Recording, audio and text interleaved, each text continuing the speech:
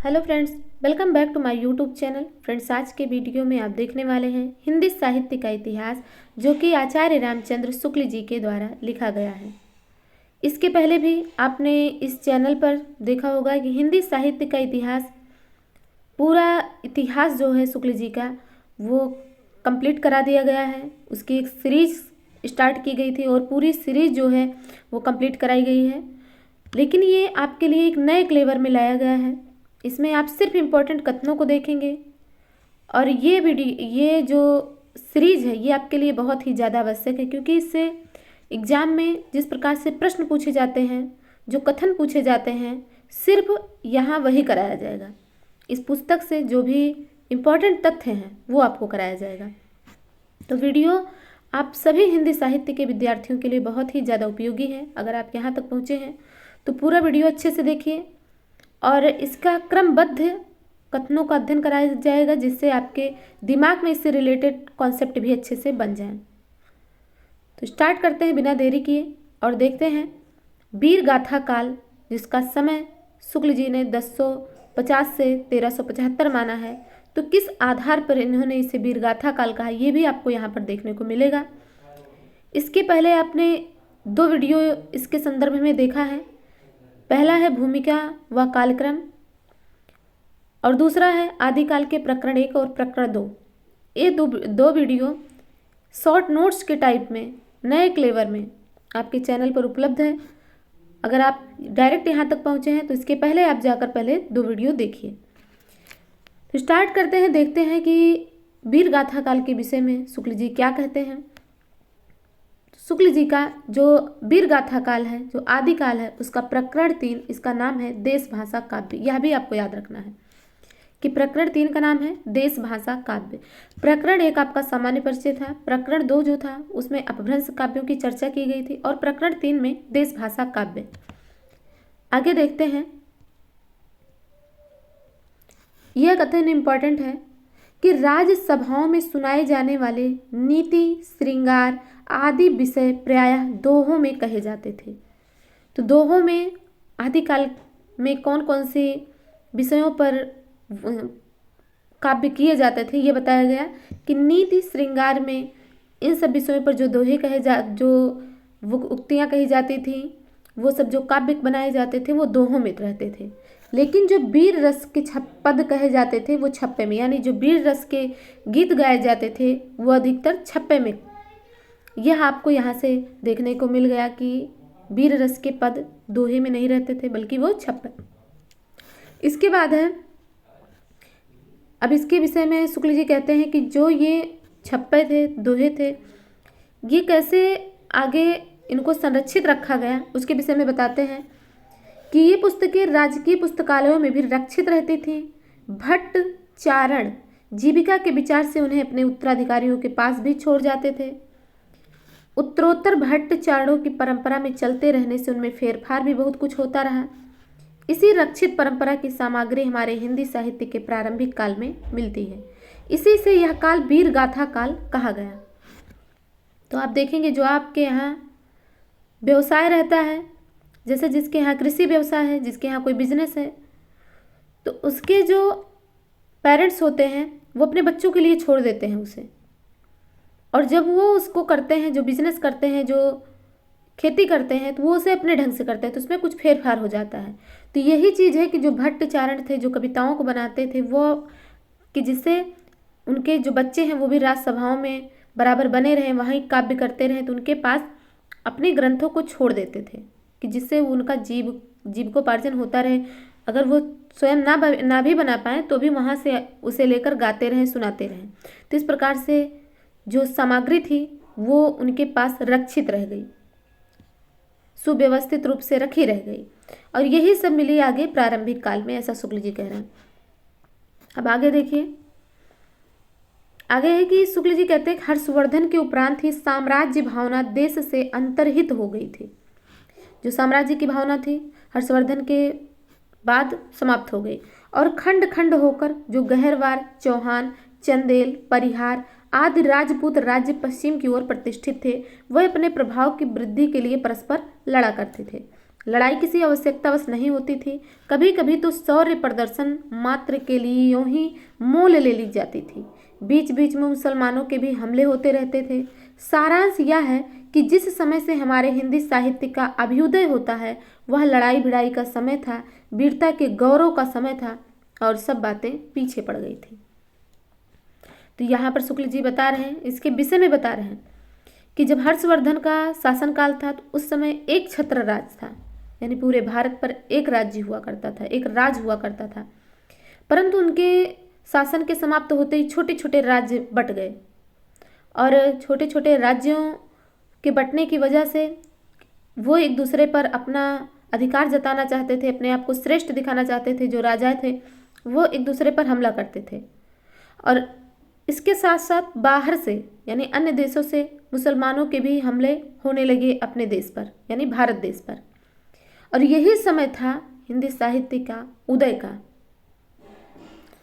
क्योंकि उसी समय वीरता के शौर्य के गीत गाए जाते थे। लड़ाई भिड़ाई का समय था तो अस्त्र शस्त्र उठाने के लिए, लोगों में जोश जुनून भरने के लिए गीत गाए जाते थे वीर रस के। तो यही से स्टार्ट होती है हिंदी साहित्य का उदय। जैसे अभी आपको पढ़ने के लिए मोटिवेशन की आवश्यकता होती है, वैसे ही राजाओं को भी लड़ाई भिड़ाई में जाने के लिए, अस्त्र शस्त्र उठाने के लिए उन्हें भी प्रेरित करना पड़ता था। तो उन्हें कैसे प्रेरित किया जाता था? गीतों के द्वारा, उनके अंदर काव्यों के द्वारा, उनके अंदर जोश जुनून भरा जाता था। इसके बाद देखेंगे कि राजा भोज की सभा में खड़े होकर राजा की दानशीलता का लंबा चौड़ा वर्णन करके लाखों रुपए पाने वाले कवियों का समय अब बीत चुका था। राज दरबारों में शास्त्रार्थों की वह धूम नहीं रह गई थी।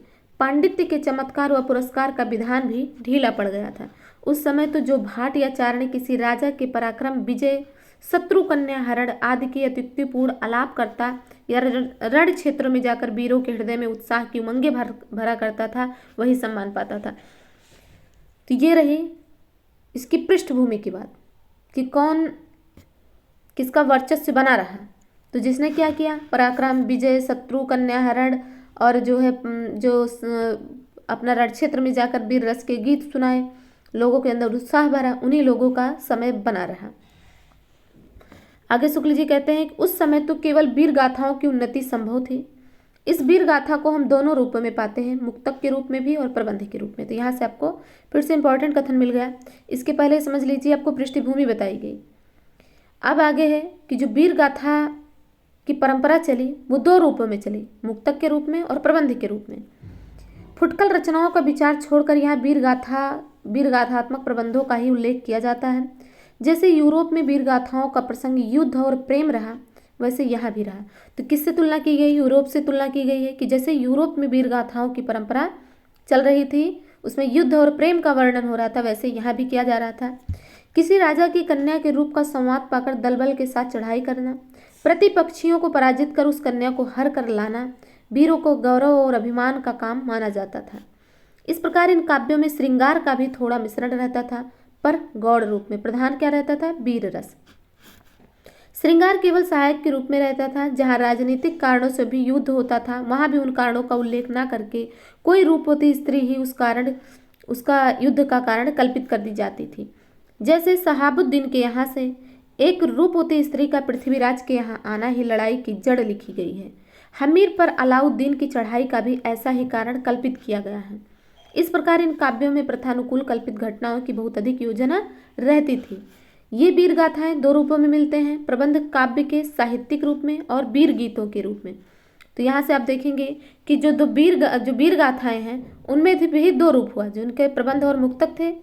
फिर आगे ये क्या हुआ? साहित्यिक रूप और वीर गीतों यानी बैलेट्स के रूप में। साहित्यिक प्रबंध के रूप में जो सबसे प्राचीन ग्रंथ है वह है पृथ्वीराज रासो, और वीर गीत के रूप में हमें जो सबसे पुरानी पुस्तक मिलती है वो बीसल देव रासो। तो मोस्ट इंपॉर्टेंट है, इसे आप चाहे नोट कर लीजिए अपने नोट्स में और चाहे अपने बुक में हाईलाइट कर लीजिए। तो इतना सब कुछ बताने का सिर्फ इतना ही उद्देश्य रहा कि आपको वीर गाथा काल की परंपरा, वीर गाथा काल की पृष्ठभूमि के विषय में भी पता चल जाए। यहाँ पर सिर्फ अगर इम्पॉर्टेंट कथन बताना होता तो बस इतना ही एक लाइन यहाँ पर इम्पॉर्टेंट है कि वीर गाथा काल को हम वीर गाथा काल में या आदि काल में दो रूपों में पाते हैं, मुक्तक के रूप में, प्रबंध के रूप में।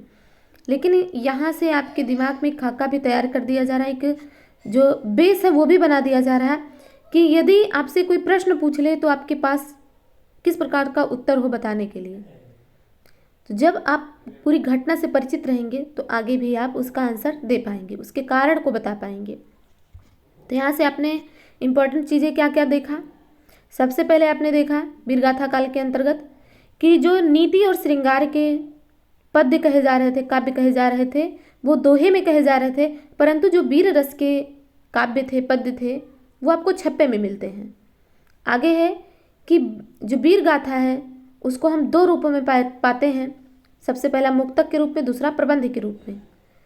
आगे इसके बाद शुक्ल जी ने फिर बताया है कि हम यहाँ पर सिर्फ प्रबंध के रूप के विषय में बात करेंगे, मुक्तक के विषय में बात नहीं करने वाले हैं। तो प्रबंध में भी उन्होंने आगे बताया है, तो उन्होंने आगे बताया कि इसमें भी दो रूप आपको मिलेंगे, एक साहित्यिक रूप इसका मिलेगा, दूसरा वीर गीत के रूप में मिलेगा, बैलेट्स के रूप में मिलेगा, सिर्फ गीतों के रूप में मिलेगा। तो यहाँ पर बात हो रही है जब साहित्यिक की, तो उसमें जो सबसे प्राचीन ग्रंथ है शुक्ल जी ने बताया कि वो पृथ्वीराज रासो है। और जब आप वीर गीत के विषय में बात करेंगे, बैलेट्स के विषय में बात करेंगे, तो वो सबसे जो पुरानी पुस्तक है उसमें बीसल देव रासो है। तो ये बहुत इंपॉर्टेंट है, इसे आप अपने नोट्स में इतना नोट कर लीजिए। आगे देखते हैं कि बीसल देव में काव्य के अर्थ में रसायन शब्द बार बार आया है, अतः हमारी समझ में इसी रसायन से होते होते रासो हो गया। तो यहाँ से आपको यह भी पता चल गया कि शुक्ल जी ने रासो शब्द की उत्पत्ति कहाँ से मानी है। तो रासो शब्द की उत्पत्ति शुक्ल जी ने क्या कहा, रसायन से माना है, क्योंकि जो बीसल देव रासो है, जो आपका वीर गीत है, जो बैलेट्स है, उसमें रसायन शब्द का जिक्र बार बार हुआ है, जहाँ से शुक्ल जी ने इसे रासो सोचा कि रसायन से होते होते ये रासो हो गया। तो आपको यहाँ से एक प्रश्न और भी मिल जा रहा है, वन लाइनर प्रश्न, कि शुक्ल जी रासो की उत्पत्ति किस शब्द से मानते हैं। तो रसायन शब्द से मानते हैं। इसके बाद सबसे पहला है आपका जो ग्रंथ है वो खुमान रासो। खुमान रासो के विषय में है कि संवत 810 से 1000 के बीच में चित्तौड़ के रावल खुमान नाम के 3 राजा हुए हैं। तो यहाँ जो खुमान है वो 3 खुमान की जिक्र की गई है। और यह जो खुमान रासो की प्रति मिली है, इसके विषय में शुक्ल जी कहते हैं कि यह अपूर्ण है और इसमें महाराणा प्रताप सिंह तक का वर्णन है। तीनों जो खुमार हैं उनके समय जो है देख लेते हैं। तो शुक्ल जी बताते हैं कि 190 वर्षों का औसत लगाने पर 3 खुमारों का समय इस प्रकार मिलता है। तो जो सबसे पहले खुमार है उनका 810 से संवत 865 मिलता है, दूसरे खुमार का संवत 870 से 900 और तीसरे खुमार का संवत 965 से 990। तो ये भी आपके लिए इम्पोर्टेंट है।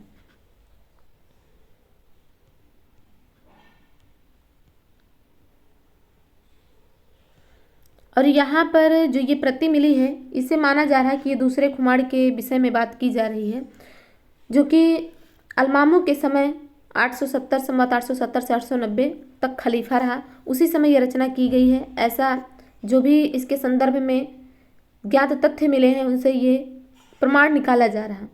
इसके बाद हम देखते हैं आगे बीसल देव रासो के विषय में।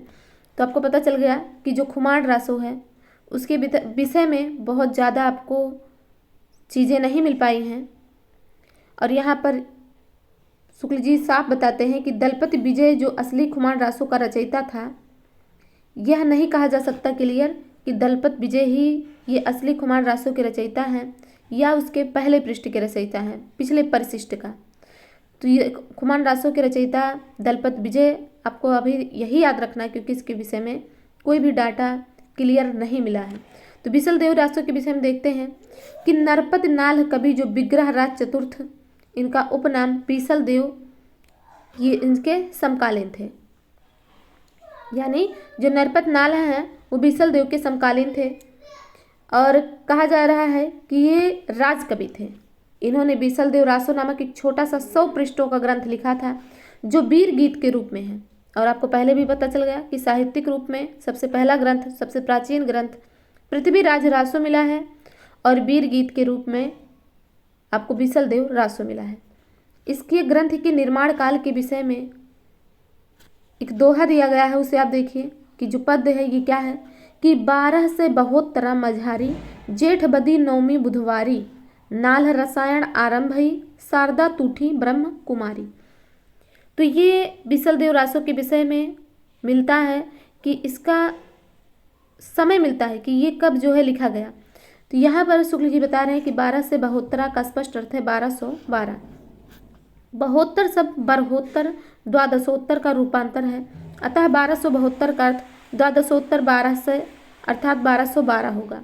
और गणना करने पर विक्रम संवत 1212 में ज्येष्ठ बदी नवमी को बुधवार ही पड़ता है। तो प्रमाण के तौर पर गणना भी की गई, उसकी देखा भी गया तो उसके दिन भी बुधवार पड़ता है, जैसा कि इस दोहे में स्पष्ट है कि ज्येष्ठ बदी नवमी बुधवार। तो उसी प्रकार से 1212 संवत में ज्येष्ठ बदी के दिन नवमी को बुधवार पड़ता है।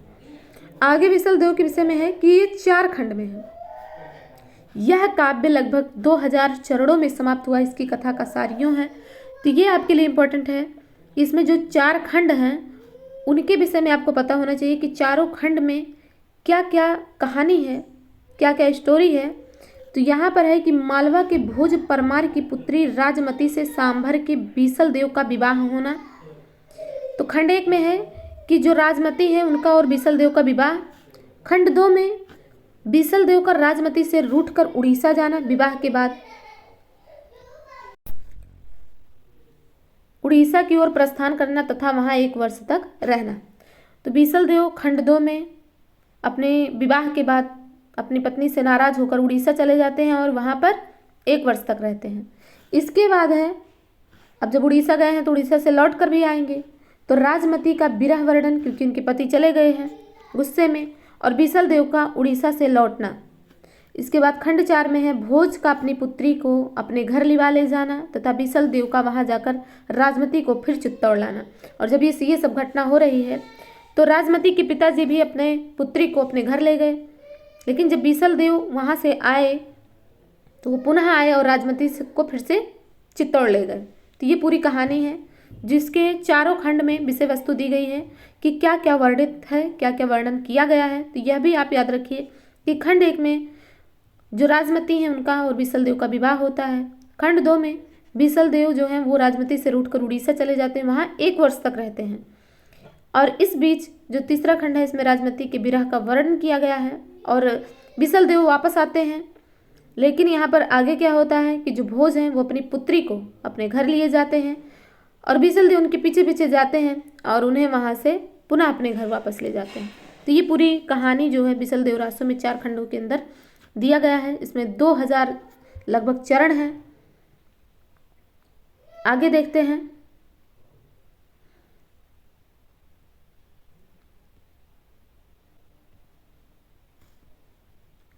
आगे है कि अगर भाषा की हम परीक्षा करके देखते हैं तो यह साहित्यिक नहीं है बल्कि राजस्थानी है।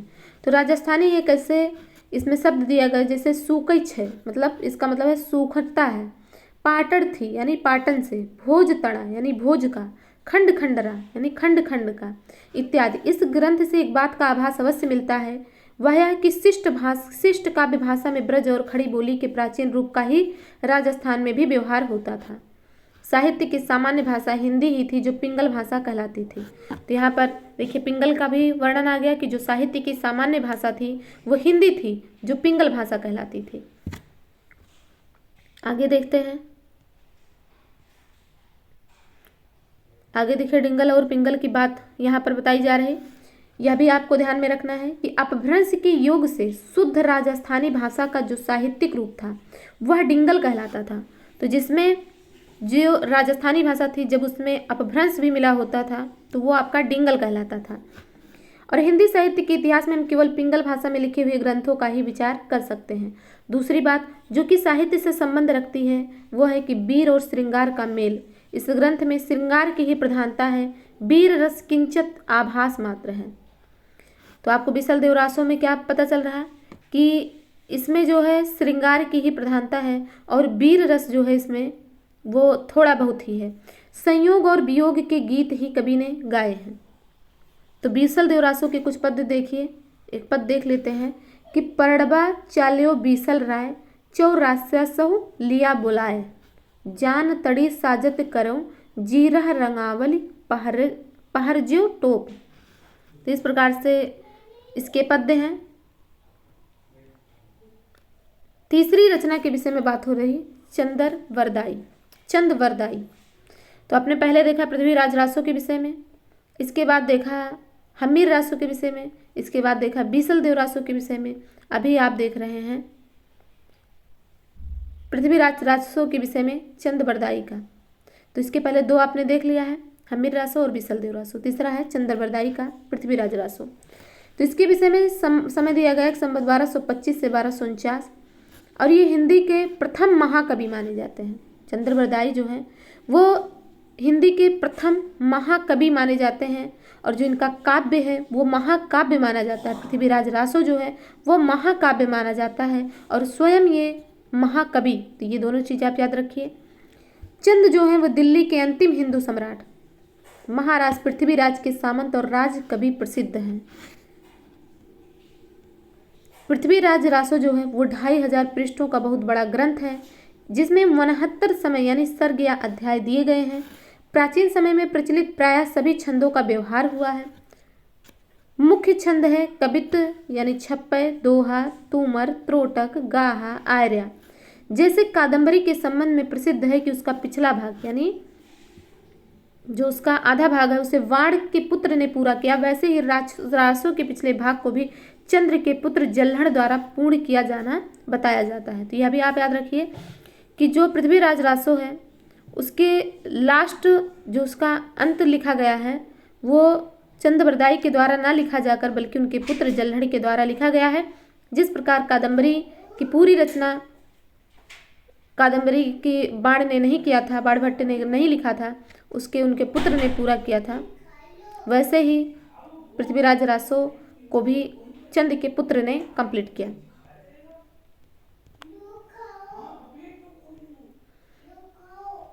आगे इसके विषय में देखिए क्या कहा जा रहा है कि इतिहासक जो राय बहादुर पंडित गौरी शंकर हीराचंद ओझा हैं वो रासों में वर्णित घटनाओं तथा संवतों को बिल्कुल भाटों की कल्पना मानते हैं। जिसमें संवत दिया गया है उसको ये कल्पना मानते हैं। पृथ्वीराज रासो की राजसभा के कश्मीरी कवि जयानक ने संस्कृत में पृथ्वीराज विजय नामक एक काव्य लिखा है जो पूरा नहीं मिलता। उसमें दिए हुए संवत तथा घटनाएं ऐतिहासिक खोज के अनुसार ठीक ठहरती हैं। उसमें पृथ्वीराज की माता का नाम कर्पूर देवी लिखा है, जिसका समर्थन झांसी के शिलालेख से भी होता है। उक्त ग्रंथ अत्यंत प्रमाणिक और सामायिक रचना है। तो ये भी आपसे प्रश्न पूछा जा सकता है कि जो पृथ्वीराज रासो है उसे किसके आधार पर अप्रमाणित मान लिया गया है। तो उसे जो जयानक है पृथ्वीराज की राजसभा के कश्मीरी कवि जयानक, उनका जो पृथ्वीराज विजय काव्य है उसके आधार पर, क्योंकि उसमें जो संवत है जो समय है वो इतिहास के तथ्यों से मेल खाते हैं, परंतु जो पृथ्वीराज रासो है उसमें ऐतिहासिक तथ्यों से मेल वो चीज़ें नहीं खाती हैं। और इसमें इनकी माता का नाम भी जो कर्पूर देवी दिया गया है पृथ्वीराज विजय में, वो झांसी के शिलालेख से भी वही चीज़ प्राप्त होती है। तो इससे ये पता चलता है कि यही प्रमाणिक पुस्तक है। और ऐसा जो हीराचंद ओझा है वो संवत और समय को लेकर उसकी घटना को लेकर उसे बिल्कुल अप्रमाणिक मानते हैं। तो यह भी आपको याद रखना है। आगे है कि मोहनलाल विष्णुलाल पांड्या ने क्या किया। वो रासो के पक्ष के समर्थन में है। अब देखिए ओझा जो है वो समर्थन में नहीं है, लेकिन यहाँ पर जो विष्णुलाल पांड्या है वो समर्थन में है। वो कह रहे हैं कि ये जो संवत है जो 90 से 91 वर्ष का अंतर नियम से पड़ रहा है, तो उन्होंने एक इसमें बताया है कि एक विचार प्रस्तुत किया है कि यह अंतर भूल नहीं बल्कि किसी कारण से रखा गया। तो कारण उन्होंने क्या बताया कि इसी धारणा को लिए हुए उन्होंने रासो के एक दोहे को पकड़ा है। तो दोहे में क्या है कि एकादश से पंचदह विक्रम सक आनंद तिह रिपु जय पुरहरन को भय पृथ्वीराज नरिंद। तो यहाँ पर मोहनलाल विष्णुलाल पांड्या ने बताया कि विक्रम सक आनंद का अर्थ किया गया है कि आ मतलब शून्य और नंद मतलब 9, अर्थात 90 रहित विक्रम संवत। अब क्यों ये 90 वर्ष घटाए गए हैं इसका कोई उपयुक्त कारण नहीं बता सका। तो ये रही सक आनंद की कल्पना किसने की है, तो ये आपको आंसर मिल गया कि मोहनलाल विष्णुलाल पांड्या ने इसे बताया है कि इसमें 90 वर्षों का जो हेर फेर मिल रहा है वो नियम से मिल रहा है। उसके बाद सारी घटनाएं, अगर 90 वर्षों को सभी घटनाओं से हटा दिया जाए तो सारी घटनाएं क्रम से क्रमबद्ध रूप से आ जाती हैं, तो इसीलिए इन्होंने इसको प्रमाणिक मान लिया है। तो ये रही इसकी प्रमाण के संबंध में बात। आगे देखते हैं कि माना कि रासो इतिहास नहीं है, काव्य ग्रंथ है, पर काव्य ग्रंथों में सत्य घटनाओं में बिना किसी प्रयोजन के कोई उलटफेर नहीं किया जाता। ये कौन कह रहा है? ये शुक्ल जी कह रहे हैं। जयानक का पृथ्वीराज विजय भी तो काव्य ग्रंथ ही है, पर उसमें क्यों घटनाएं और नाम ठीक ठीक हैं? इस संबंध में इसके अतिरिक्त और कुछ कहने की जगह नहीं कि यह पूरा ग्रंथ वास्तव में जाली है। या हो सकता है कि इसमें इधर उधर कुछ पद चंद के भी बिखरे हों, पर उनका पता लगाना असंभव है। यदि यह ग्रंथ किसी समसामयिक कवि का रचा होता और उसमें कुछ थोड़े से अंश ही पीछे से मिले होते तो कुछ घटनाएं और कुछ संबंध तो ठीक होते। शुक्ल जी इस ग्रंथ के क्या बताते हैं? जाली ग्रंथ। तो यहाँ से आपको यह भी पता चल गया कि इस पूरे ग्रंथ को जाली ग्रंथ बता रहे हैं शुक्ल जी। आगे है कि रहा यह प्रश्न कि पृथ्वीराज की सभा में चंद नाम का कोई कवि था या नहीं, तो पृथ्वीराज विजय के कर्ता जयानक ने पृथ्वीराज के मुख्य भाट या बंदी राज का नाम पृथ्वी भट्ट लिखा है, चंद का नाम उसमें कहीं नहीं लिया है। पृथ्वीराज विजय के 5वें सर्ग में यह श्लोक आया है कि तनयस चंद्र राज्य से चंद्र राज इवा भवत संग्रह यशस्वृत्तानाम सुवृत्तानाम्यु व्यवधात। तो इसके आधार पर पृथ्वीराज विजय के 5वें सर्ग में जो श्लोक आया है, इसके आधार पर चंद का नाम नहीं आया है पृथ्वीराज जो विजय है उसमें, बल्कि वहां पर पृथ्वी भट्ट का नाम आया है। अब देखिए शुक्ल जी इसके संदर्भ में एक बात और कहते हैं। एक तो इन्होंने क्या कहा कि ये पूरा का पूरा ग्रंथ ही जाली है। अब आगे देखते हैं, शुक्ल जी कहते हैं कि जो भाषा की कसौटी पर यदि हम ग्रंथ को कसते हैं तो और भी निराश होना पड़ता है, क्योंकि वह बिल्कुल बेठिकाने की है। उसमें व्याकरण आदि की कोई व्यवस्था नहीं है। दोहों की और कुछ कवित्वों छप्पयों की भाषा तो ठिकाने की है, पर त्रोटक आदि छोटे छंदों में तो कहीं कहीं अनुस्वारांत शब्दों की ही ऐसी मनमानी भरमार है जैसे कि संस्कृत प्राकृत की नकल की हो। कहीं कहीं तो भाषा आधुनिक सांचे में ढली सी दिखाई पड़ती है, क्रियाएं नए रूप में मिलती हैं, पर साथ ही साथ कहीं कहीं भाषा अपने असली प्राचीन साहित्य रूप में भी पाई जाती है, जिसमें प्राकृत और अपभ्रंश शब्दों के साथ साथ शब्दों के रूपों और विभक्तियों के चिन्ह पुराने ढंग के हैं। इस दशा में भाटों के इस वाक जाल के बीच कहाँ पर कितना अंश असली है, इसका निर्णय असंभव होने के कारण यह ग्रंथ ना तो भाषा के इतिहास के और ना साहित्य के इतिहास के जिज्ञासुओं के काम है। यानी इस जो ग्रंथ है पृथ्वीराज रासो, इसे शुक्ल जी ने निरर्थक ग्रंथ बता दिया कि ये ना तो इतिहास की दृष्टि से इतिहास के लिए उपयोगी है, साहित्य के इतिहास जानने के लिए, और ना ही भाषा का इतिहास जानने के लिए। ये किसी भी काबिल नहीं है, न भाषा का इतिहास बता सकता है, न जो हिंदी साहित्य की परंपरा चल रही, लेखनी चल रही, उसके साहित्य को लिखने की परंपरा चल रही, न उसे ही आगे कुछ ये डिस्क्राइब करती है, कुछ बताती है।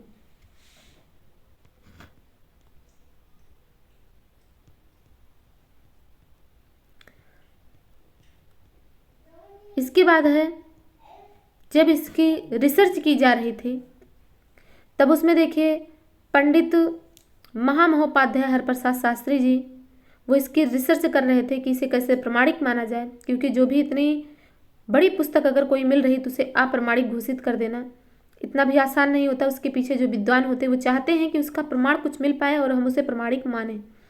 तो यहाँ पर जब वो मध्य प्रदेश में गए खोजने के लिए, प्रमाण इकट्ठा करने के लिए, तो वहाँ पर इन्हें मिले नानूराम। उन्होंने कहा कि जो असली पृथ्वीराज रासो उसकी प्रति मेरे पास है, और उन्होंने जो प्रति दी शास्त्री जी को वो और भी उटपटांग निकली। तो इसीलिए जो पहले से थी वही ठीक ठाक थी। इसके बाद है भट्ट केदार और मधुकर कवि, इनके विषय में दिया जा रहा है कि जिस प्रकार चंद बरदाई ने महाराज पृथ्वीराज को कीर्तिमान किया है, उसी प्रकार भट्ट केदार ने कन्नौज के सम्राट जयचंद का गुण गाया। रासों में चंद और भट्ट केदार के संवाद का एक स्थान पर उल्लेख भी है।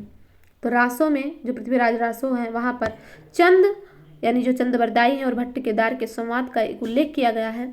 भट्ट केदार ने जयचंद प्रकाश नाम का एक महाकाव्य लिखा था, जिसमें महाराज जयचंद के प्रताप और पराक्रम का विस्तृत वर्णन था। इसी प्रकार जय मयंक जस चंद्रिका नामक एक बड़ा ग्रंथ मधुकर कवि ने भी लिखा था, पर दुर्भाग्य से दोनों ग्रंथ आज उपलब्ध नहीं है। केवल उनका उल्लेख सिंघायच दयाल दासकृत राठौड़ा ख्यात में मिलता है, जो बीकानेर के राज पुस्तक भंडार में सुरक्षित है। इसी ख्यात में लिखा है कि दयाल दास ने आदि से लेकर कन्नौज तक का वृत्तांत इन्हीं दोनों ग्रंथों के आधार पर लिखा है। तो आपने यहाँ पर देखा कि जो भट्ट केदार हैं उन्होंने रचना की है जय चंद्र प्रकाश की, और जो मधुकर कवि हैं उन्होंने जय मयंक जस चंद्रिका लिखा है। तो इन दोनों ग्रंथों का कोई प्रमाण अभी तक उपलब्ध नहीं हुआ है, बल्कि इनके विषय में जो भी कुछ लिखा है, जो भी कुछ मिलता है, वो सिंघायच दयाल दास की कृति राठौड़ा ख्यात में मिलता है। इसके विषय में जो वर्णन है, और इसी से इस दोनों का जो प्रमाण है थोड़ा बहुत वो मिल पाता। बस इतना इसके विषय में आप याद रखिए कि भट्ट केदार ने लिखा है जय चंद्र प्रकाश, मधुकर कवि ने लिखा जय मयंक जस चंद्रिका, और इसका समय दोनों का है 1224 से 1243 के मध्य, संवत 1224 से 1243। इसके बाद आ जाती है बात जगनिक की। जगनिक का समय माना गया है संवत 1230। ऐसा प्रसिद्ध है कि कालिंजर के राजा परमार के यहाँ जगनिक नाम के एक भाट थे, जिन्होंने महोबे के दो प्रसिद्ध वीरों आल्हा और उदल के वीर चरित एक विस्तृत वर्णन एक वीर गीतात्मक काव्य के रूप में लिखा था, जो इतना सर्वप्रिय हुआ कि उसके वीर गीतों का प्रचार क्रमशः सारे उत्तरी भारत में हुआ। ये जो गीत हैं वो आल्हा के नाम से प्रसिद्ध हैं और बरसात में गाए जाते हैं। गांव में जाकर देखिए तो मेघ गर्जन के बीच किसी अलहैत के ढोल के गंभीर घोष के साथ यह वीर हुंकार सुनाई देगी। तो कौन सी वीर हुंकार सुनाई देती है कि 12 बरिस ले कुक्कुर जिए और 13 ले जिए सियार, बरिस 18 छत्री जिए आगे जीवन को धिक्कार। तो ये आपको मिल जाएगा, आप सुनेंगे, आल्हा में अक्सर गाया जाता है। तो जगनिक का लिखा हुआ है ये वीर गीत। इसके विषय में देखते हैं क्या कहा जा रहा है। इस प्रकार साहित्यिक रूप में न रहने पर भी जनता के कंठ में जगनिक के संगीत की वीर दर्पपूर्ण प्रतिध्वनि अनेक बल खाती हुई अब तक चली आ रही। शुक्ल जी लिख रहे हैं कि इसका कोई साहित्यिक रूप न होने पर भी ये गीतों के रूप में लिखा गया है, पर फिर भी इसकी जो ध्वनि है वो अभी तक बल खाती हुई चली आ रही। इस दीर्घकाल यात्रा में उसका बहुत कुछ क्लेवर बदल गया है, तो ये बात सही है। जैसे कि आप देख रहे हैं कि इसका क्लेवर जो बदला है, उसी तरीके से जो आपका हिंदी साहित्य का इतिहास है उसे एक बार आपके पूरे हिंदी साहित्य के इतिहास को आपके चैनल पर पढ़ा दिया गया है, और दूसरा बार इसका क्लेवर जो है वो बदल दिया गया। तो इस बदले हुए क्लेवर को आप देखिए और इसका आनंद लीजिए। देश और काल के अनुसार भाषा में ही परिवर्तन नहीं हुआ है, वस्तु में भी अधिक परिवर्तन होता आया है। बहुत से नए अस्त्रों जैसे बंदूक, किरिच, देशों और जातियों जैसे फिरंगी के नाम सम्मिलित हो गए हैं और बराबर होते जाते हैं। तो इसमें जैसे कहा जा रहा है कि भाषा के ही जो आल्हा गाया जा रहा है उसमें सिर्फ भाषा का ही परिवर्तन नहीं हुआ, बल्कि उसमें कुछ शब्दों का भी फेरफार कर दिया गया। आगे है कि इन गीतों के समुच्चय को सर्वसाधारण आल्हा खंड कहते हैं, जिससे अनुमान होता है कि आल्हा संबंधी ये वीर गीत जगनिक के रचे उस बड़े काव्य के एक खंड के अंतर्गत थे जो चंदेलों की वीरता। यह भी याद रखिए कि जो आल्हा खंड है उसमें किसकी गुणगान गाया जाता है, तो उसमें गुणगान गाया गया चंदेलों का। इनके वर्णन में लिखा गया होगा आल्हा और उदल परमाल के सामंत थे, बनाफर शाखा के क्षत्रिय थे। तो इसके विषय में आपको याद रखना है कि जो आल्हा और उदल है वो परमाल के सामंत थे और बनाफर शाखा के क्षत्रिय थे। इन गीतों का एक संग्रह आला खंड के नाम से छपा है। फर्रुखाबाद के तत्कालीन कलेक्टर मिस्टर चार्ल्स इलियट ने पहले इन गीतों का संग्रह करके 60 से 70 वर्ष पूर्व छपवाया था। इसके बाद एक है लास्ट में श्रीधर। इन्होंने संवत 1454 में रणमल छंद नामक एक काव्य रचा, जिसमें ईडर के राठौर राजा रणमल्ल की उस विजय का वर्णन है जो उसने पाटन के सूबेदार जफर खां पर प्राप्त की थी। तो श्रीधर के विषय में भी हो गया। इसके बाद यहीं पर ये कंप्लीट होता है आपका प्रकरण 3। तो प्रकरण 3 में आपने देखा कि किस प्रकार से वीर गीतों की परंपरा चली, किस प्रकार से वीर गीत जो है वो 2 रूपों में लिखे गए, प्रबंध के रूप में, मुक्तक के रूप में। तो इसमें शुक्ल जी ने बताया कि जो आपको मिलेगा ये जो साहित्यिक जो चर्चाएं की गई हैं वो प्रबंध के रूप में जो लिखी गई हैं उसके विषय में चर्चा की जाएगी। आगे उन्होंने बताया कि जो ये वीर गाथा है जो प्रबंध के रूप में भी है उसका भी 2 रूप है, एक साहित्यिक रूप है और दूसरा वीर गीत के रूप में है। और साहित्यिक के रूप में जो है आगे शुक्ल जी बताते हैं कि इसकी चर्चा की जाएगी। तो इसमें उन्होंने बताया कि जो सबसे पुराना ग्रंथ है साहित्य के रूप में वो है पृथ्वीराज रासो, और जो वीर गीत है वो बिसलदेव रासो सबसे पुराना वीर गीत है। तो इन दोनों के विषय में बात हुई। इसके आगे पृथ्वीराज रासो के विषय में शुक्ल जी ने बताया कि किस प्रकार से इसे प्रमाणिक मानने की बात की गई है, किस प्रकार से इसके विषय में खोज किया गया है, शुक्ल जी ने इसके विषय में कैसे जाली ग्रंथ बताया है। और दूसरा कथन इन्होंने कहा कि अगर इसे हम भाषा की कसौटी पर कसते हैं तो हमें और भी निराश होना पड़ता है।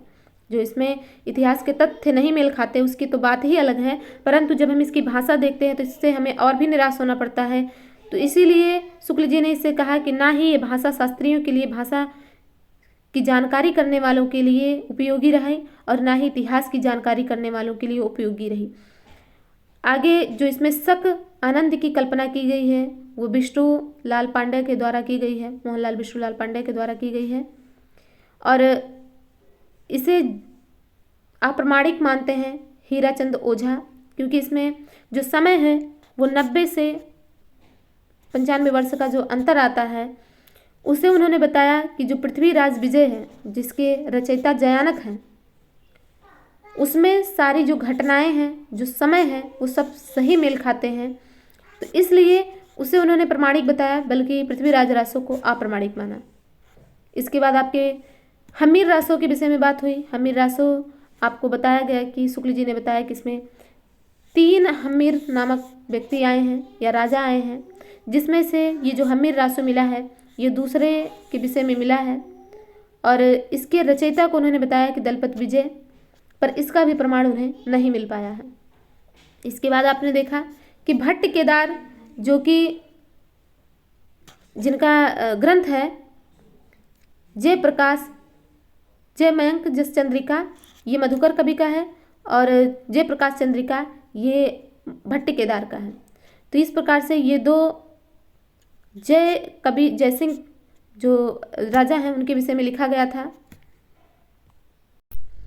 आगे आपको आल्हा के विषय में बताया गया। तो इस प्रकार से ये पूरा प्रकरण 3 यहीं पर कंप्लीट होता है।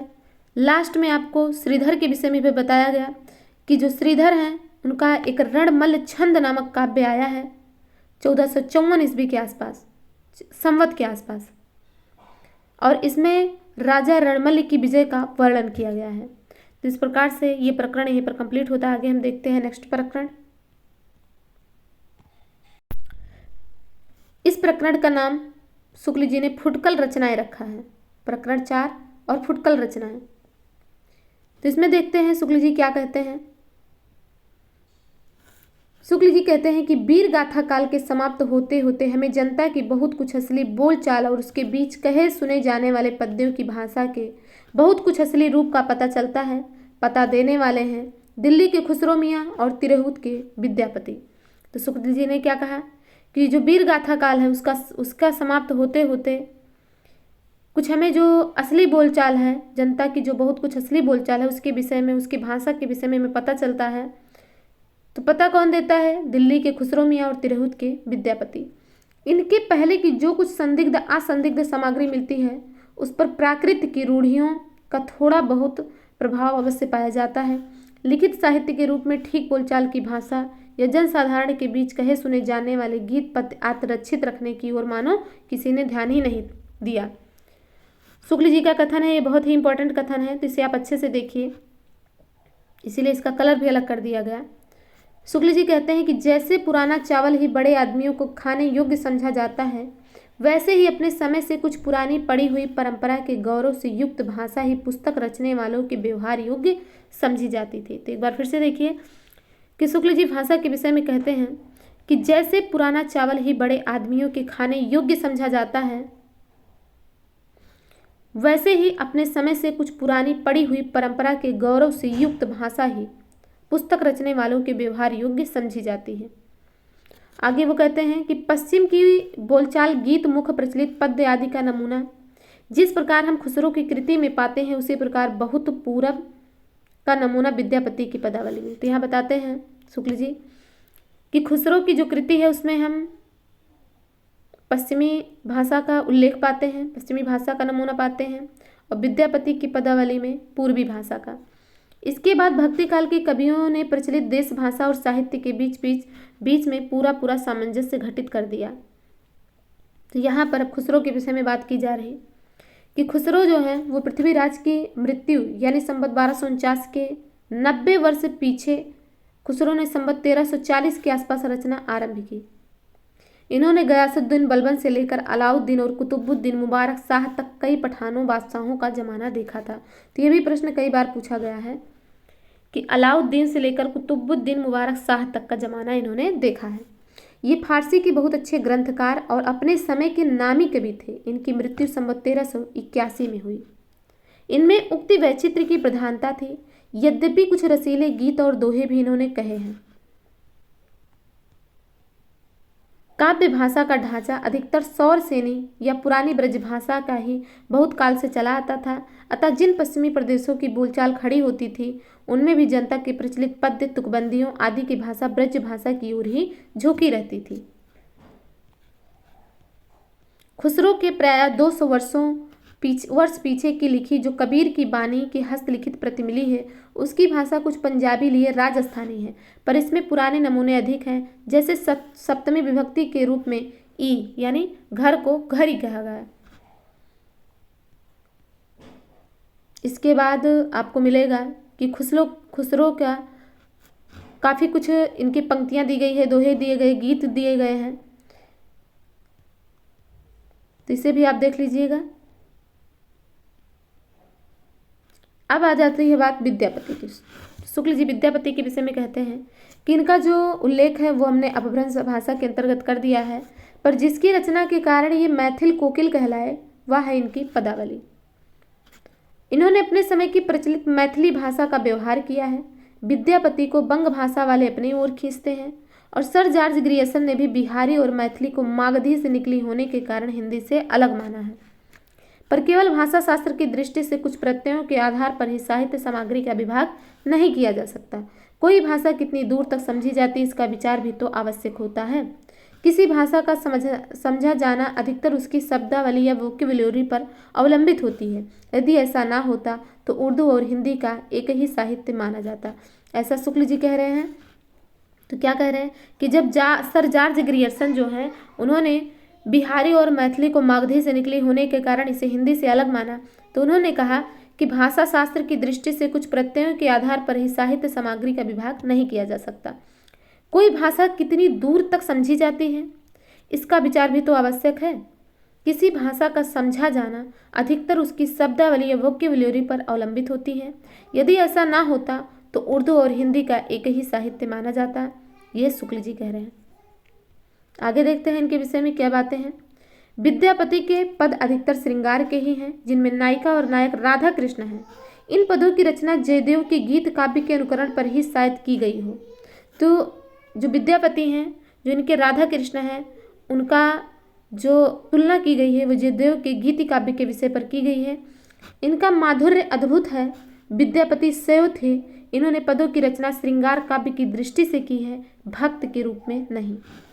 विद्यापति को कृष्ण भक्तों की परंपरा में ना समझना चाहिए। यहाँ शुक्ल जी स्पष्ट कर दे रहे हैं कि राधा और कृष्ण को देखकर कि उन पर लिखे गए जो गीत हैं, जो श्रृंगार रस हैं, श्रृंगार रस के जो पद्य हैं, उन्हें देखकर इन्हें कृष्ण भक्तों की परंपरा में नहीं समझना चाहिए। आगे शुक्ल जी कहते हैं, इनका यह कथन बहुत ही ज़्यादा इंपॉर्टेंट है, बहुत बार एग्जाम में पूछा भी गया है कि आध्यात्मिक रंग के चश्मे आजकल बहुत सस्ते हो गए हैं। उन्हें चढ़ाकर जैसे कुछ लोगों ने गीत गोविंद के पदों को आध्यात्मिक संकेत बताया है, वैसे ही विद्यापति के इन पदों को भी, सूर आदि कृष्ण भक्तों की श्रृंगारी पदों को भी ऐसे लोग आध्यात्मिक व्याख्या चाहते हैं। पता नहीं बाल लीला का पदों का वो क्या करेंगे। इस संबंध में अच्छी तरह समझ रखना चाहिए कि लीलाओं का कीर्तन कृष्ण भक्ति का एक प्रधान अंग है। जिस रूप में लीलाएं वर्णित हैं उसी रूप में उनका ग्रहण हुआ है, उसी रूप में वे गोलोक में नित्य मानी गई हैं, जहाँ वृंदावन, यमुना, निकुंज, कदम्ब, सखा, गोपिकाएं इत्यादि सब नित्य रूप में हैं। इन लीलाओं का दूसरा अर्थ निकालने की आवश्यकता नहीं है, ऐसा शुक्ल जी कह रहे हैं। तो आप देखेंगे कि यह कथन बहुत बार एग्जाम में पूछा गया है कि आध्यात्मिक रंग के चश्मे आजकल बहुत सस्ते हो गए, उन्हें चढ़ाकर जैसे कुछ लोगों ने गीत गोविंद के पदों को आध्यात्मिक संकेत बताया, वैसे ही विद्यापति के इन पदों को भी। और ऐसे लोग सूर के जो कृष्ण भक्ति श्रृंगारी पद हैं उनकी भी व्याख्या चाहते हैं, ऐसा शुक्ल जी कह रहे हैं। आगे है, विद्यापति संवत 1460 में तिरहुत के राजा शिव सिंह के यहाँ वर्तमान थे। उनके 2 पद दिए जाते हैं। तो क्या है पद कि सरस बसंत समय भल पावल, दक्षिण पवन बह धीरे, सपनहु रूप वचनिक भासी, मुख से दूर करु चीरे। इसके बाद है कि मोटे हिसाब से वीर गाथा काल महाराज हमीर के समय तक ही समझना चाहिए। उसके उपरांत मुसलमानों का साम्राज्य भारत में स्थिर हो गया और हिंदू राजाओं को तो ना तो आपस में लड़ने का उतना उत्साह रहा, न मुसलमानों से। यानी जो आपस में लड़ाइयाँ कर रहे थे हर्षवर्धन के समय के बाद, जब छोटे छोटे राज्य अलग अलग बट गए, तो ये एक दूसरे को अपने अंदर में लेने के लिए, उनके शासन सत्ता को हड़पने के लिए, अपने पावर को दिखाने के लिए जो लड़ाइयाँ करते थे, अब उनमें वह भी उत्साह नहीं रह गया और ना ही जो बाहरी आक्रमण हो रहे थे न उनसे लड़ने का। तो आगे क्या हुआ कि जनता की जो चित्तवृत्ति है बदलने लगी और विचारधारा दूसरी ओर चली। मुसलमानों के ना जमने तक उन्हें हटाकर अपने धर्म की रक्षा का वीर प्रयत्न होता रहा, पर मुसलमानों के जम जाने पर अपने धर्म के उस व्यापक और हृदय ग्राह्य रूप के प्रचार की ओर ध्यान हुआ जो सारी जनता को आकर्षित रखे और धर्म से विचलित ना होने दे। यानी ये भक्ति काल की पृष्ठभूमि तैयार की जा रही है कि आगे कैसे भक्ति काल का पृष्ठभूमि तैयार हुआ। हिंदी साहित्य के इतिहास की एक विशेषता यह भी रही कि एक विशिष्ट काल में किसी रूप की जो काव्य सरिता वेग से प्रवाहित हुई, वह यद्यपि आगे चलकर मंद गति से बहने लगी, पर 900 वर्षों के हिंदी साहित्य के इतिहास में हम उसे कभी सर्वथा सूखी हुई नहीं पाते हैं। तो ये शुक्ल जी का कथन है। शुक्ल जी ने कहा है कि जो हिंदी साहित्य का 900 वर्षों का इतिहास है, उसमें आप जैसे आदिकाल में वीर गाथा काल इन्होंने नाम दिया, वीर गीतों के आधार पर, वीर गीतात्मक काव्यों के आधार पर नाम दिया।